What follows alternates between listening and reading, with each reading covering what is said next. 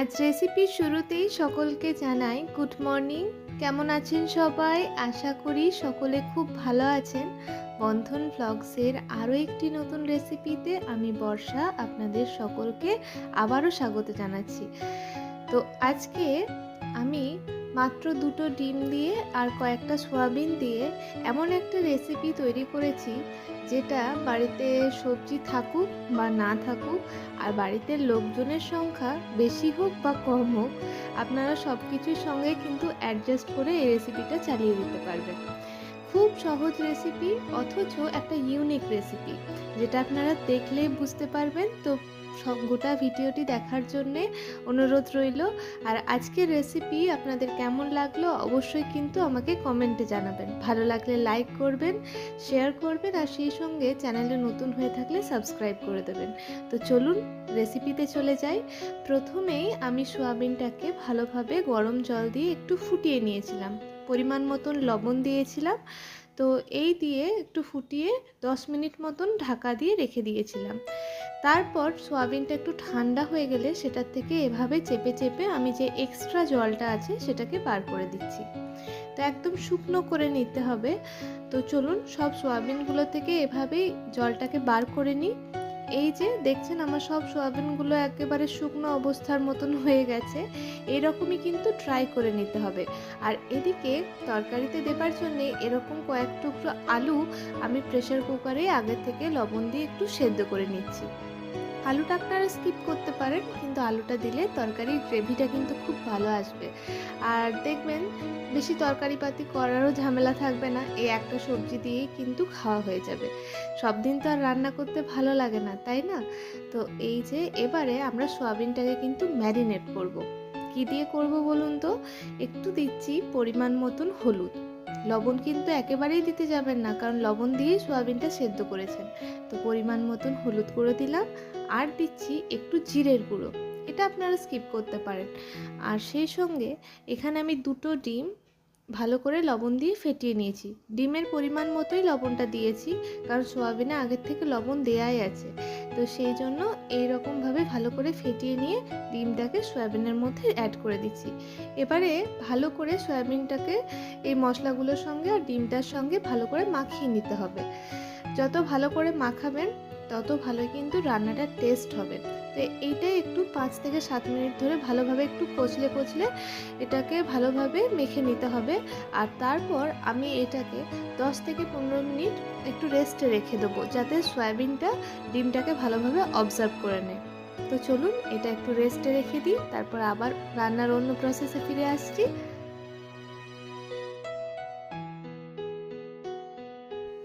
বেশ কিছুক্ষণ হয়ে গেছে, আর আমি এদিকে কড়াটা গরম হতে বসিয়ে দিয়েছি। তো এর মধ্যে দিয়ে দিলাম সাদা তেল। এই রান্নাটা সাদা তেলে করলে বেশি ভালো লাগে, আপনারা চাইলে সর্ষের তেলেও করতে পারেন। তো সাদা তেলটা প্রথমে অল্প দেবো, একবারে তেলটা দেবেন না, কারণ এখন একটু ভাজাভাজি করব, সেই জন্য প্রথমে একটু সাদা তেল ভালো করে গরম করে নিয়েছি। এবারে আমরা ডিম দিয়ে যে সয়াবিনগুলো ম্যারিনেট করেছিলাম সেইগুলো এই তেলের মধ্যে দিয়ে দিচ্ছি। সবগুলো একসাথেই দিয়ে দেব, আর ভালোভাবে একটু সময় নিয়ে ভাজতে হবে। একেবারে হাই হিটে ভাজতে যাবেন না, তাহলে কিন্তু ভালোভাবে ভাজা হবে না, উপরটা লাল লাল হয়ে যাবে। মিডিয়াম ফ্লেমে রেখে এটাকে ভালোভাবে অনবরত নেড়ে চেড়ে যাবেন, যাতে এটা তলাতে লেগে না যায়। ডিম দেওয়া আছে তো তলায় লেগে যেতে পারে, আর কালারটা একটু ডিসব্যালেন্স হয়ে গেলে দেখতে খারাপ লাগবে, সেই জন্য একটু গোল্ডেন করে ভালো এটাকে ভেজে নিতে হবে। তো চলুন এটাকে এবারে ভালোভাবে নেড়ে চেড়ে একটু ভেজে নিই। আর এই ভাজাটার যে কি অসম্ভব স্বাদ আমি কি বলবো। তরকারিতে দিতে গিয়ে দেখলাম প্রায় অর্ধেক সোয়াবিন শেষ হয়ে গেছে। ভাজাই খেয়ে নিয়েছিল আমার বাবু, আমিও খেয়েছি তার সাথে। তো এত ভালো লাগছিল গরম গরম ভাজাটা, যে কি বলবো, একটা মানে সয়াবিন যে ভাজা হচ্ছে সেটা মনেই হচ্ছিল না, ফ্লেভারটা একদম চেঞ্জ হয়ে গেছিলো। তো এরকমভাবে আপনারা একবার ট্রাই করতে পারেন। তো এই যে ভালোভাবে ভেজে নিচ্ছি, আর এই সময় গ্যাসের ফ্লেমটা কিন্তু মিডিয়ামেই রাখবেন মনে করে। তো চলুন এটা ভালো করে ভেজে নিই, আর তারপর এটাকে নামিয়ে নেব।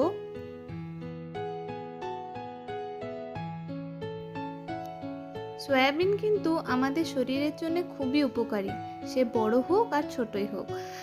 অনেক বাচ্চা আছে যারা সয়াবিন খেতে খুব ভালোবাসে, মানে আমার বাবুর মতন যারা আছে। আবার অনেকে আছে একদম সয়াবিনটা পছন্দ করে না খেতে। তো তাদেরকে কি করে খাওয়াবেন? খাওয়াতে তো হবে, তাই না? তো এরকমভাবে একটু ঘুরিয়ে ফিরিয়ে যদি রান্না ট্রাই করেন, তো দেখবেন তারাও কিন্তু খুব পছন্দ করছে। অবশ্যই একবার বাড়িতে এই রেসিপিটি ট্রাই করে দেখবেন আর আমাকে জানাবেন যে কেমন লাগলো আজকের রেসিপিটা। তো এই যে সয়াবিনটা আমার ভাজা হয়ে গেছে, সেটাকে আমি তুলে নিয়েছি আর সেই ওই কড়ার মধ্যেই এবারে একটু বেশি করে তেল দিয়ে দিয়েছি। তেলটা ভালো করে গরম হোক। আর এই যে সয়াবিন ভাজার ফাইনাল লুক দেখেই বুঝতে পারছেন, খুব লালচে করেও ভাজিনি, অথচ ভালো ভাজাও হয়েছে। ফোড়নের জন্য এবারে তেলের মধ্যে দিয়ে দিচ্ছি একটা তেজপাতা। এখানে শুকনো লঙ্কা দিতে পারেন, কিন্তু আমি দিচ্ছি না, কারণ লঙ্কা আমি বেটে দিয়েছি, সেজন্য এখানে আর লঙ্কা দিলাম না। অল্প চিনি অ্যাড করলাম যাতে তরকারির কালারটা খুব ভালো আসে। এবারে আমি বেশ কিছুটা পরিমাণ পেঁয়াজ এই তেলের উপরে দিয়ে দেবো। তেলের উপর পেঁয়াজটাকে দিয়ে ভালোভাবে নেড়ে চেড়ে একটু ভেজে নিতে হবে। তো পেঁয়াজটা ভাজতে ভাজতেই আমি দুটো বাটা মশলার পেস্ট রেডি করে নিয়েছি। এদিকে পেঁয়াজটা ভাজা হচ্ছিল, ভাবলাম টাইমটা ওয়েস্ট কেন করি।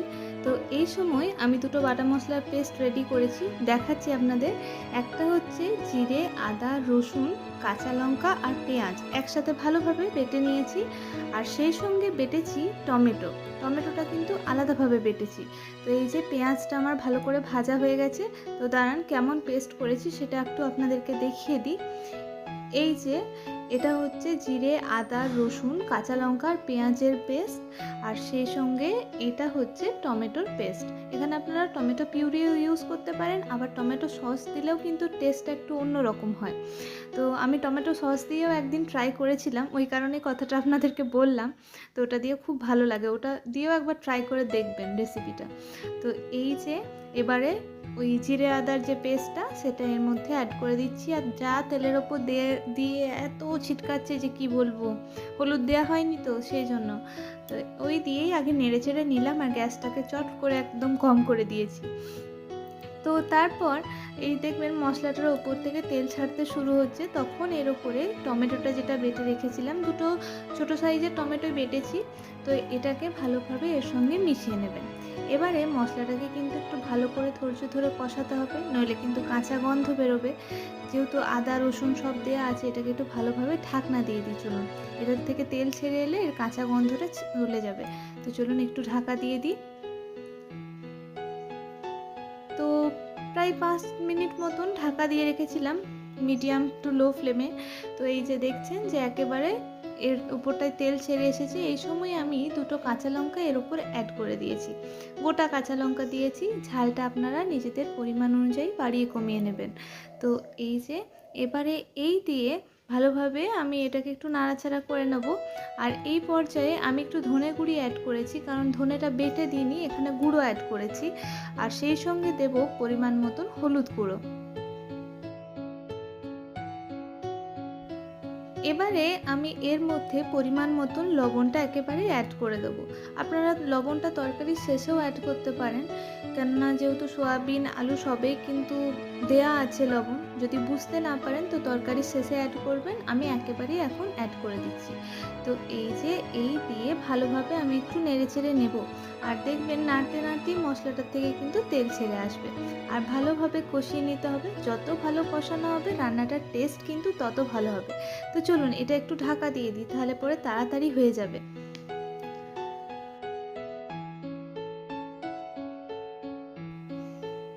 ঢাকাটা খুলে দিয়েছিলাম, আর আবার ঢাকাটা খুলে আবার নেড়ে দিয়ে আবার ঢাকাটা চাপা দিয়ে দিয়েছি। তো এইভাবেই 2-3 বার একটু লো ফ্লেমে রেখে ঢাকা দিয়ে ভালোভাবে মশলাটাকে কষিয়ে নেব, যাতে মশলাটা ভালোভাবে রেডি হয়ে যায়। কেননা এই মশলাটার উপরে কিন্তু তরকারিটার স্বাদ একেবারে নির্ভর করছে। তো এই যে এইভাবেই 2-3 বার ঢাকা দিয়ে আর ঢাকা খুলে আমি মশলাটাকে কষিয়ে নিচ্ছি। তো এটাই একটু ধৈর্যের কাজ, এটা হয়ে গেলেই তরকারিটা হতে কিন্তু বেশিক্ষণ সময় লাগবে না। তো চলুন এবারে দেখি কত দূর কি হলো।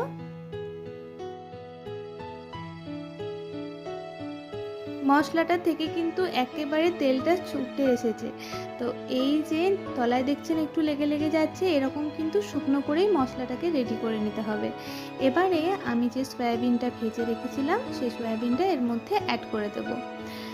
রান্নাটা কিন্তু দেখবেন একেবারেই ঝামেলার নয়, অথচ রোজকার দিনের রান্নার থেকে একেবারেই কিন্তু ভিন্ন একটা রেসিপি। তো এই যে সয়াবিনটা দিয়ে ভালোভাবে নেড়ে চেড়ে নিচ্ছি, আর যাতে মশলাটার সঙ্গে সয়াবিনটা ভালোভাবে অ্যাড হয়ে যায়, তো সেই জন্য একটু চাপা দিয়ে দেব। আর এই সময় গ্যাসের ফ্লেমটা একেবারে লোতে রাখবেন, কারণ জল তো দিইনি, তাই তলার দিকে একটু লেগে যেতে পারে। তো একটু ঢাকা দিয়ে দিয়েছিলাম। তো ঢাকা খুলে দেখলাম যে মশলাটার সঙ্গে সয়াবিনটা কিন্তু ভালোভাবে মিশে গেছে। এবারে যে আলুটা সেদ্ধ করে রেখেছিলাম সেই আলুটা এর মধ্যে অ্যাড করব। এই পর্যায়ে কিন্তু একেবারেই ভুল করে নুন দেবেন না, কারণ আলুটা নুন দিয়ে সেদ্ধ করেছি আর মশলাটাতেও কিন্তু নুন দেয়াই আছে। তো এই যে এইবারে আলুর সঙ্গে সয়াবিনটা ভালোভাবে মিশিয়ে নিচ্ছি, আর পরিমাণ মতন একটু জল দেব, যাতে একটু মানে গা মাখা রান্নাটা হয়, একটু গ্রেভি গ্রেভি, যাতে খেতে ভালো লাগে। ভাত দিয়ে, রুটি, লুচি, পরোটা যেটার সাথে খুশি আপনারা এটা সার্ভ করতে পারেন।